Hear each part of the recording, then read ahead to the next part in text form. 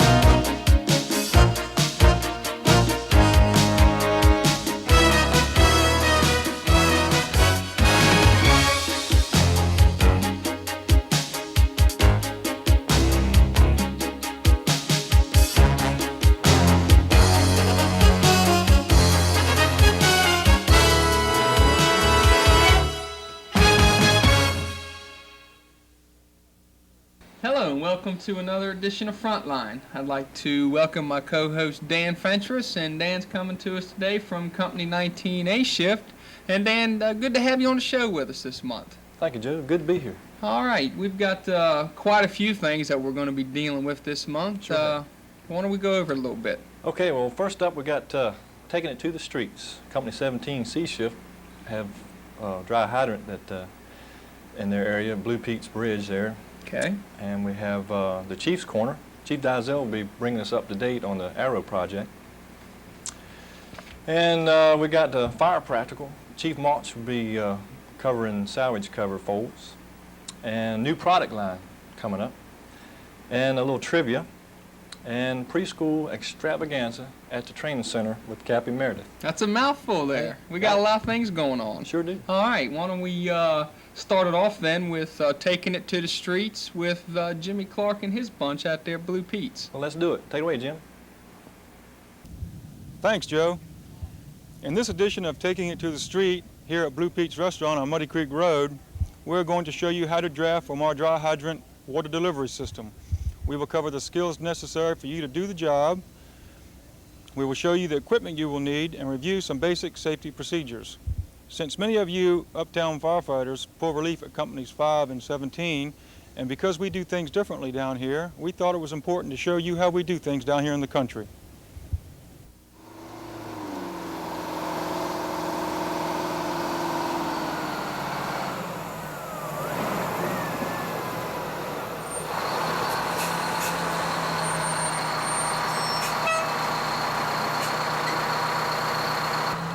After the driver operator stops and positions the apparatus, first thing we do is reach out and take the flexible sleeve off of the rack.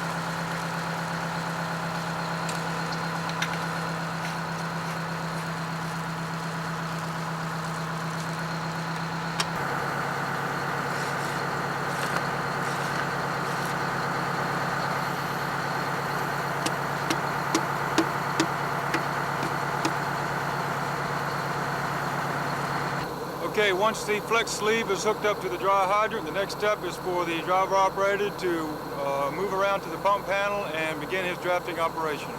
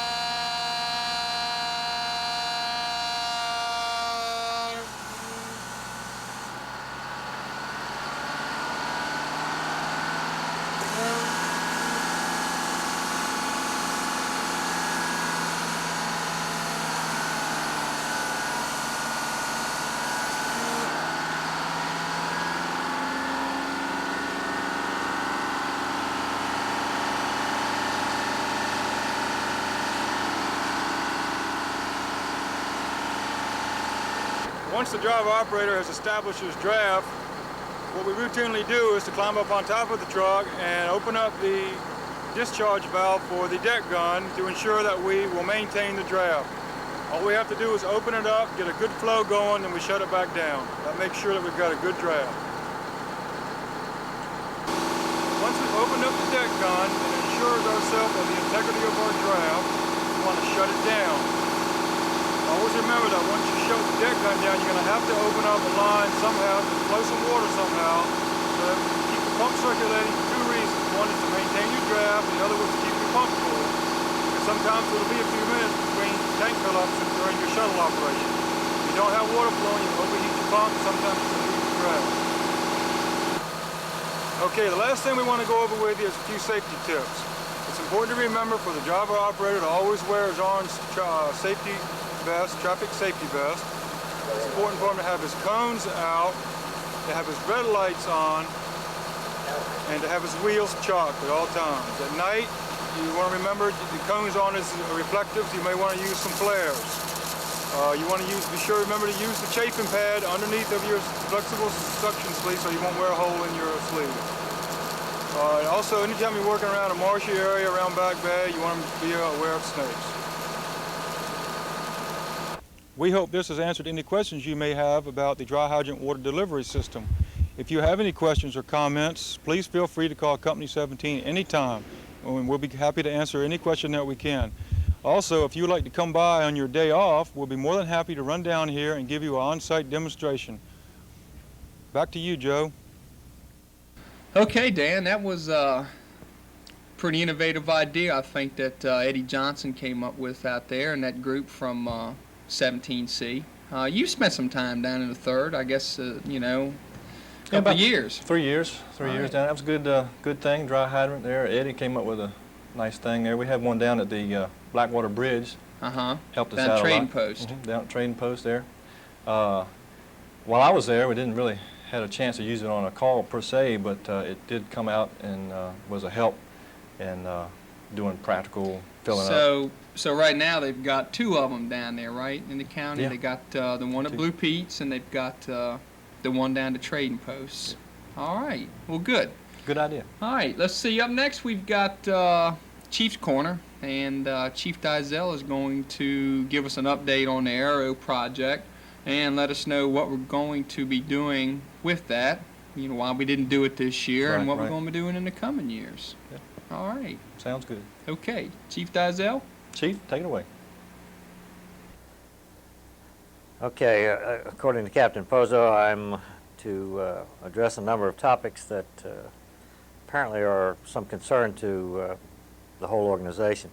One of those topics, obviously, is the Aero PT program. I asked Chief March to send a letter out to cancel the testing that we would do because I'm not comfortable with it, you're not comfortable with it. Now, one of the things that we're doing right now is talking to Dr. Paul Davis from the Fitness Institute. Dr. Davis has an excellent program put in by a number of fire departments, and it's based on an incentive program that you'll have certain milestones and you can work to them, and you'll see the value of it. It seems to me to be more practical day in and day out than the past efforts that we've had, so we're going to look at that one very carefully, and Dr. Davis has even offered to come down and teach a seminar on it before we even commit ourselves to it, so you'll have an opportunity to look at that and hear about it and that sort of thing. We're trying to make that arrangement right now. Chief March is coordinating that, and we'll see where it goes. Beyond that, some of the rumors that are going on that I think I probably ought to talk about right now, one of them seems to center on the longevity Christmas check that, or bonus check that is provided for employees with 10 or more years service. To my knowledge, that program is ongoing. There's no cut in it, there's no change in it. I was with the city manager Monday morning in a staff meeting, and he emphasized a number of things that I thought were very positive in light of the really horrible money circles and the cycles that we're dealing with right now. But that did not come up. Now I'm going to double check for you, and I'll get something out to the field either in writing or through this medium as quickly as I can. But again, I don't know how that rumor's gotten started. I don't know where it's coming from. The first time I knew about it was prior to this taping, and to my knowledge it has not surfaced at least at the department head or the executive level, but I'll double check on it. Unless you hear it differently or officially, that program's intact and will be provided as it has been in the past. Another issue that came up this morning, apparently there were some rumored layoffs in some of the local fire departments as a result of the funding problems that all the municipalities in Tidewater and indeed the state of Virginia are having. I don't know anything about that at this point, but I'm going to go back and double check. I have not heard it officially. I haven't talked to anybody officially about it. Now, where we're concerned, in that same Monday staff meeting that I referred to a few minutes ago, Mr. Watts very clearly said no matter what happens, the emphasis for this city will be to retain its good people. So to that extent, we're going to do everything we can in the area of personnel retention. There are no planned furloughs at the moment. There are no planned layoffs at the moment. But I want to underscore just how serious the economy is and how serious the projected state cuts can be. Now, obviously that has to be absorbed across both the city side of the budget and the school board side of the budget. But at the moment, nothing definite has come out, and I don't think you will see anything definite in terms of areas that will be cut by the state until after November. Now, obviously there's a significant event going on in November. Once that occurs and once the results are out, then I would think that the information relating to specific area cuts in the state budget will then be known to the city, and then we'll be able to measure the impact of those budgets, what they mean to us.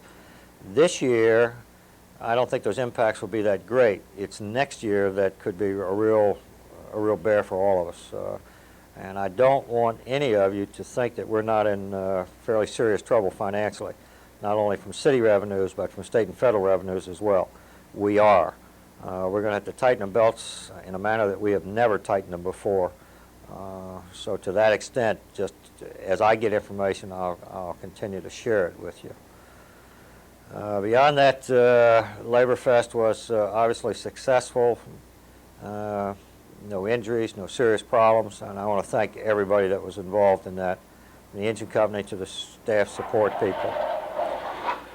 Just continuing along the economic lines, I want to re-emphasize to you that as I know what's going on, I'll get that information out through your officers to the staff, and if need be through this particular medium, and I'm happy to do so. I want you to be as informed on those topics as I am. We're going to have to do business in a different way. One of the things I'd like to do, for example, is this fall is to get all the officers together and go through the Workforce 2000 data that will begin to talk to us about the differences in this department and departments all over the country over the next 10 years because of the movement of people in and out of the system. That movement will be significant, and it will be different from anything we've seen up to this point. So we will be doing some work in that area, and we'll be chatting with you, and I want you to see what I see.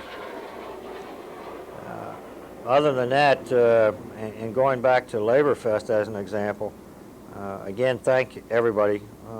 I'd like to thank all of you for your participation in it, and I was particularly pleased with the terrific effort that the fire prevention folks and the training folks put out, and particularly fire prevention from the standpoint of what they had to deal with angry citizens.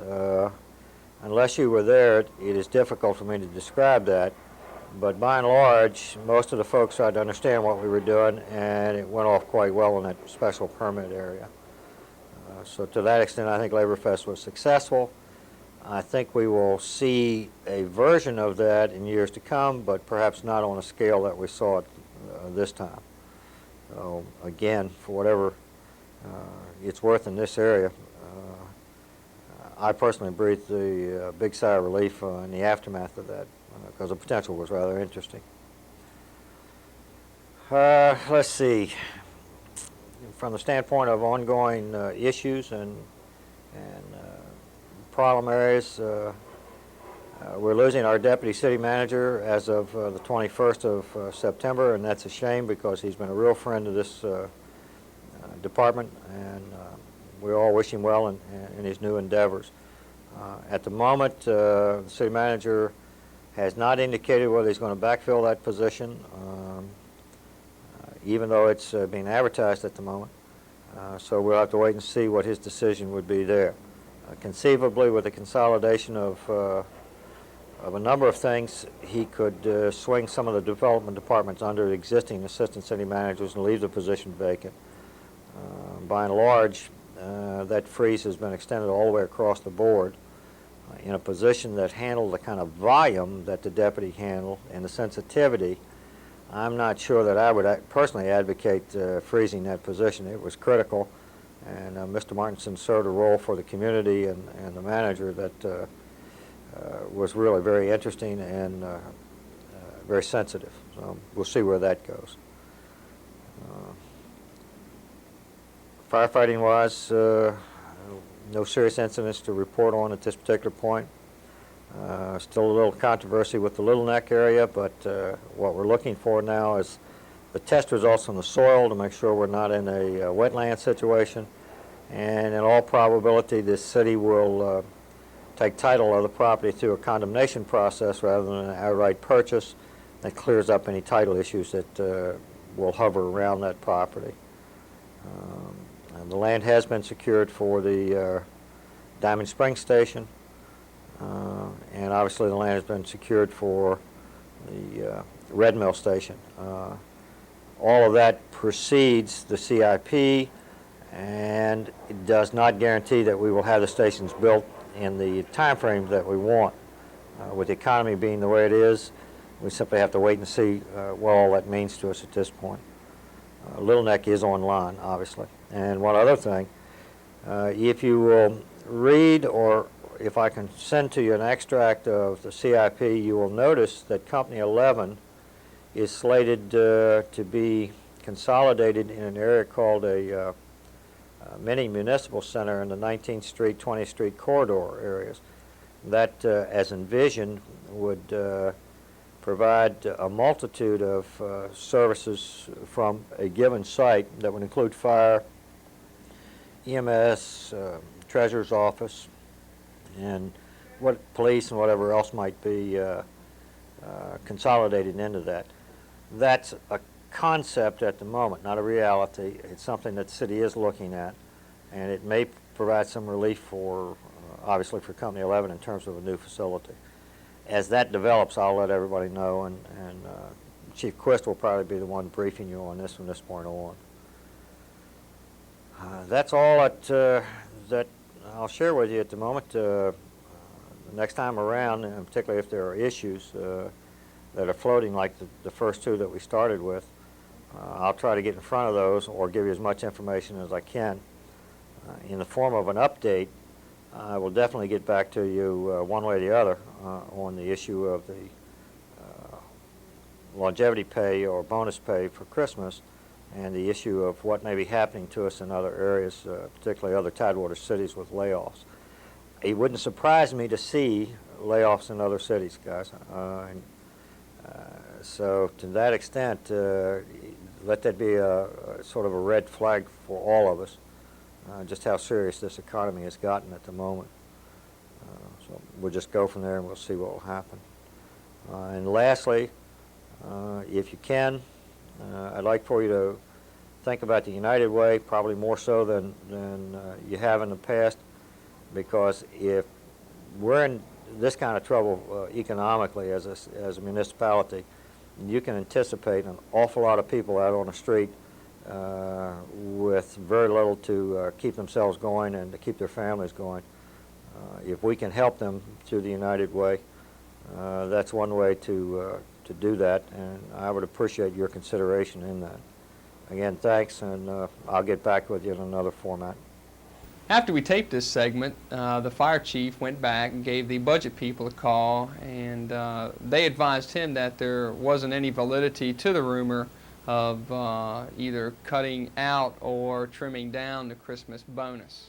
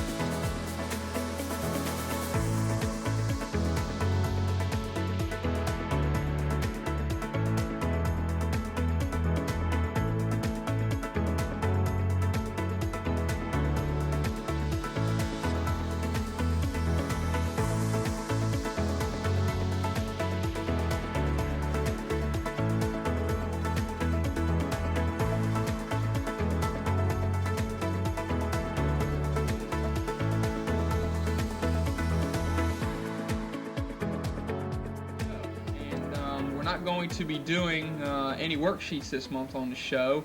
Instead, we're going to be covering a fire practical. And Dan, what's that going to entail? Well, we got Chief March coming up.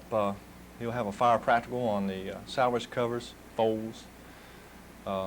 Very informative section coming up. Sometimes I think when the program manager comes around and they throw one of those practical evolutions on us with salvage covers, that sometimes it catches us by surprise. Stop and think a little bit. Sometimes it's just something that maybe you might not do all the time. Okay. Kind of limber up the fingers. You got it, Dan. All right. What do you say we kick it out to old Chief March? Let's kick it to him. Chief March. All right. Thanks, Dan and Joe. During this portion of Frontline, what we're going to do is do a practical exercise out of the Program Manager book on salvage and water removal. We're going to be aided by the assistance of Ladder 16 B Shift's crew, and they will demonstrate it for us today. Today we're here to demonstrate a water chute with a 90-degree turn. Okay. Bring it over there. First we need our two salvage covers.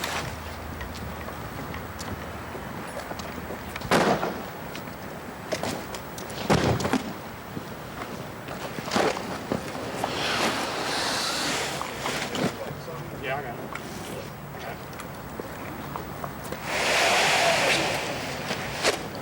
Just unfold it.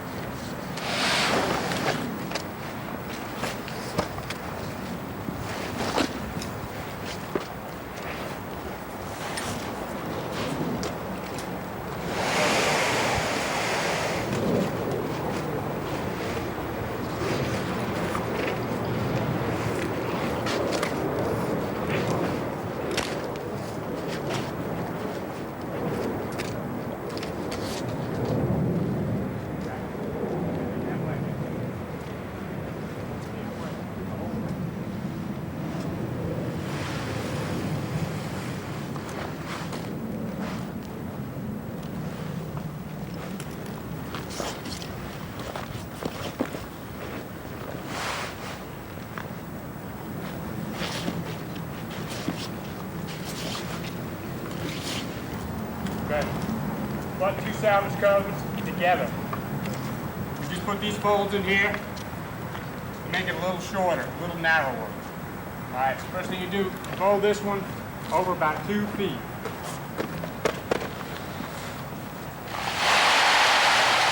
Pull your second salvage cover on top. Okay. Fold it halfway back on top of itself, and then halfway back again.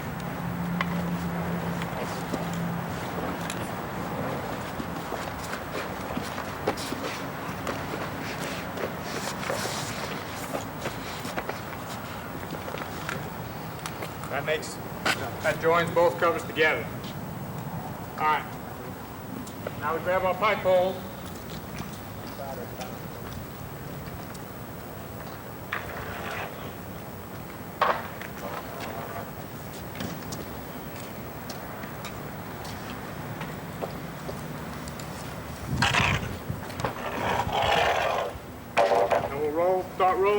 forward, one side at a time. Firefighter Lindsay, please. Don't take it. All right, we'll roll it in.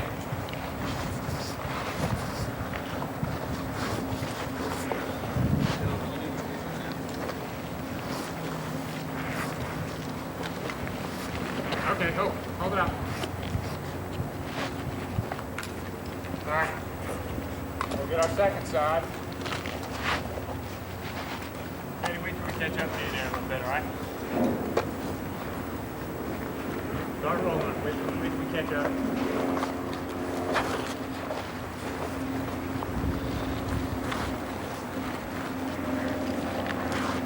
Hold on. Okay. Now we're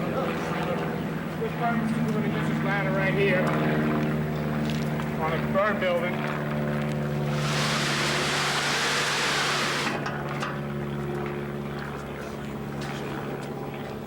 You could use an A-frame ladder, or you could also use a step ladder to hang it on, or you could also use two ladders tied together. You have to improvise. Now we're going to make this 90.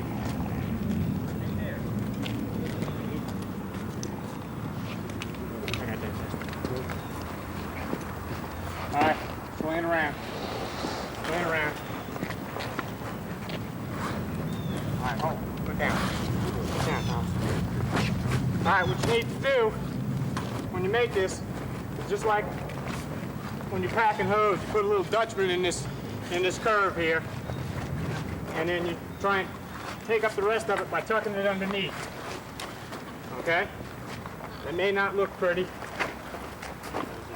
but it will serve the purpose.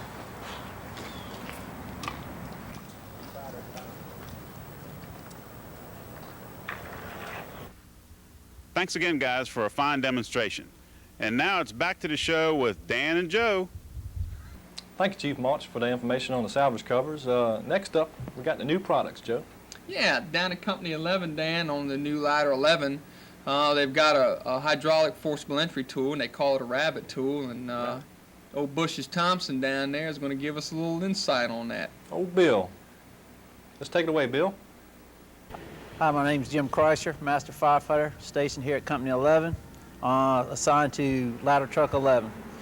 Today what we're going to do is kind of go over a new tool we have on Ladder 11. It's called a rabbit tool.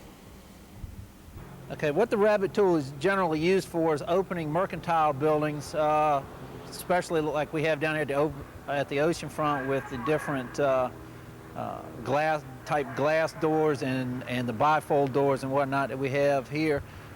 In certain circumstances, it could be used for opening vehicle doors and even in private residences also.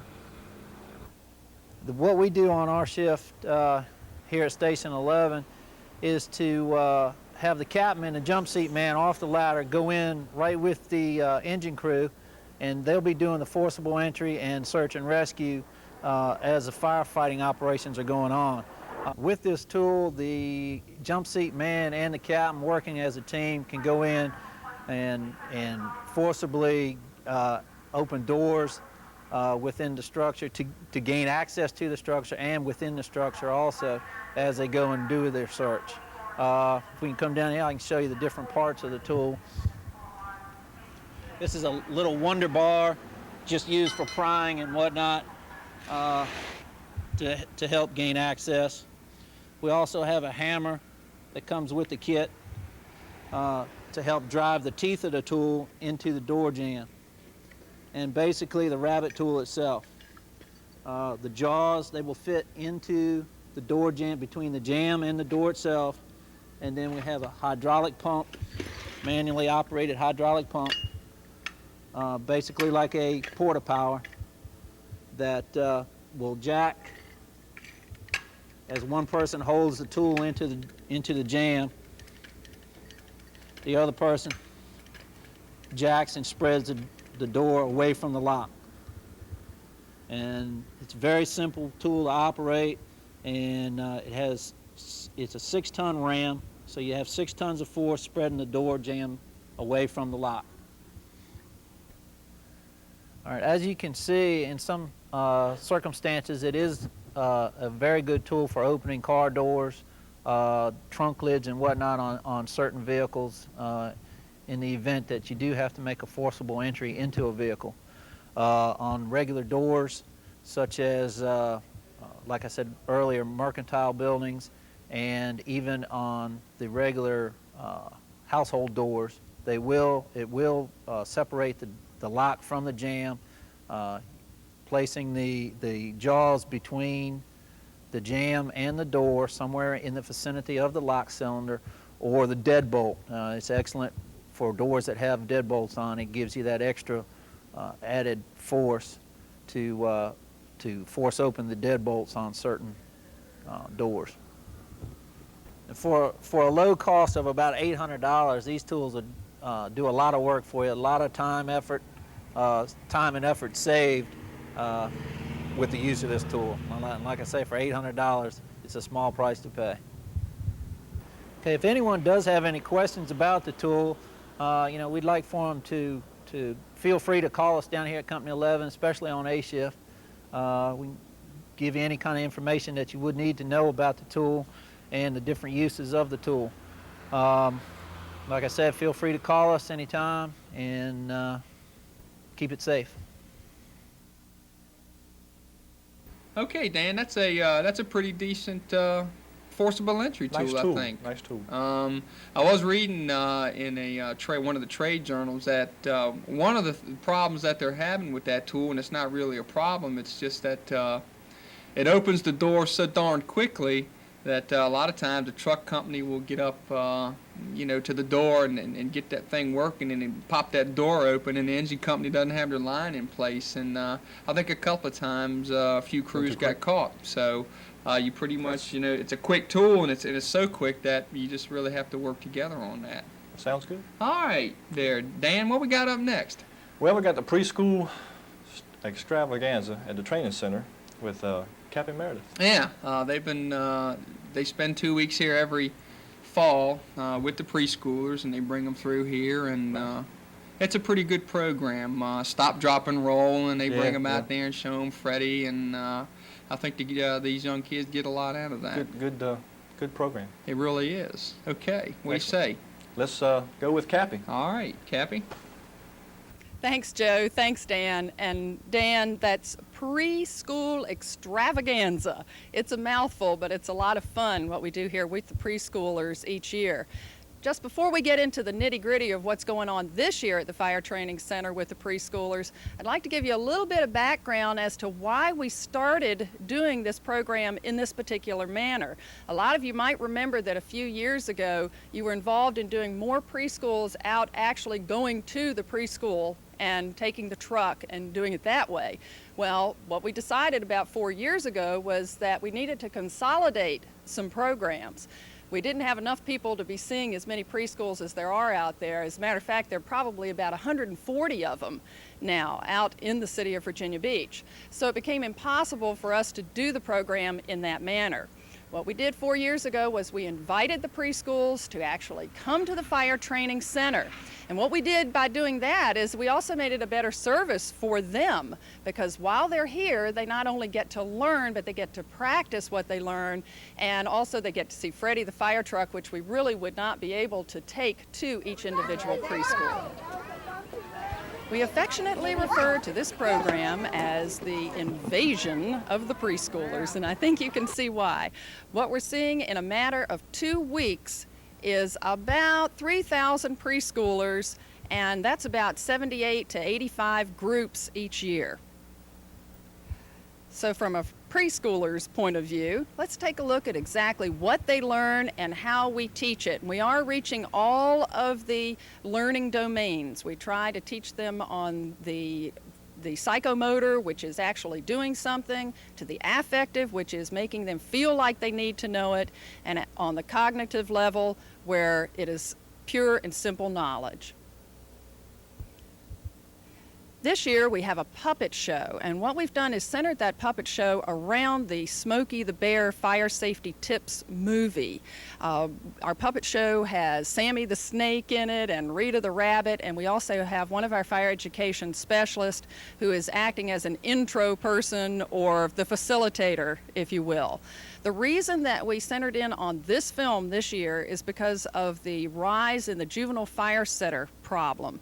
And this film teaches children that they do not have to bend to peer pressure, that they can know the safety rules themselves, that they can learn those safety rules. And the safety rules that we're emphasizing this year are that matches and lighters are not toys, that they are tools for adults, and that if they ever see any of these tools, that they are to either tell a parent or a grown-up, or that they are to give the lighter or matches to a grown-up, a firefighter, a teacher, whoever is in that area at that time. After the movie is finished, Rita the Rabbit and Sammy the Snake and the fire education specialist talk to the children about certain safety rules that they must know. Included in these rules are what to do under mean old Mr. Smoke, and a lot of you will remember mean old Mr. Smoke that we built several years ago. And then what we do is we go over with them the technique for what to do if their clothing catches on fire. And the children love to chant out stop, drop, and roll and hand motions.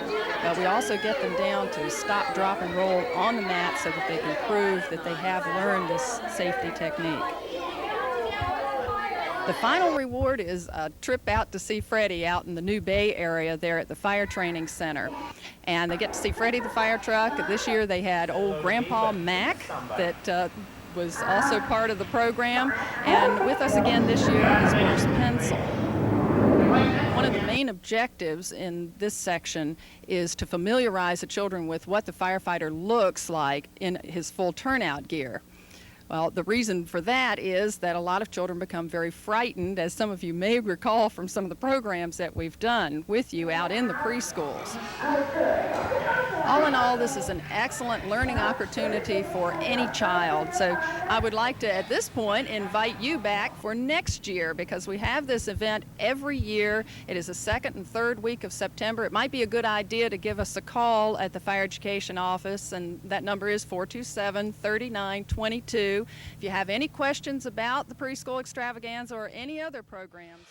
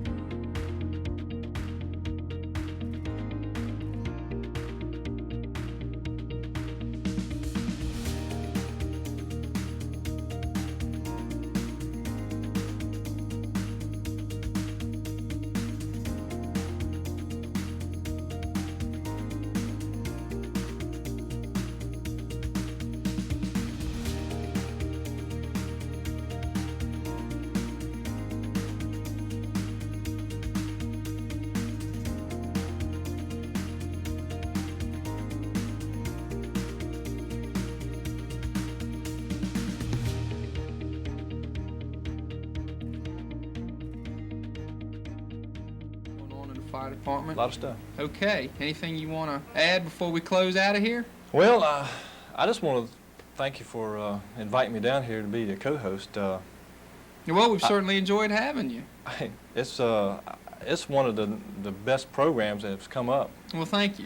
The studio, the guys that put it on, Bob, yourself, RB, and the whole staff, David Cook. I mean, I would like to say, as far as I'm concerned, that it's one of the best things that's come down the line in a long time. And I look forward to the tapes each month. That for me, it's kind of exciting.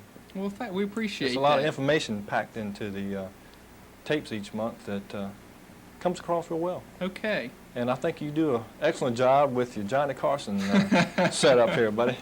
All right. I wanted to say one thing that when we started off, I wanted to say, and here's Joe B.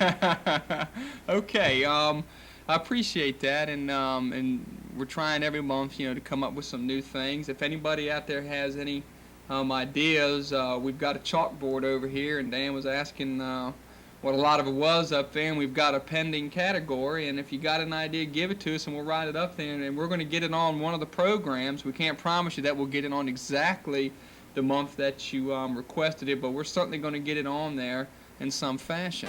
And okay, Dan, I appreciate having you on the show this month, and that's going to about do it for this month's Frontline, and we'll see you next month.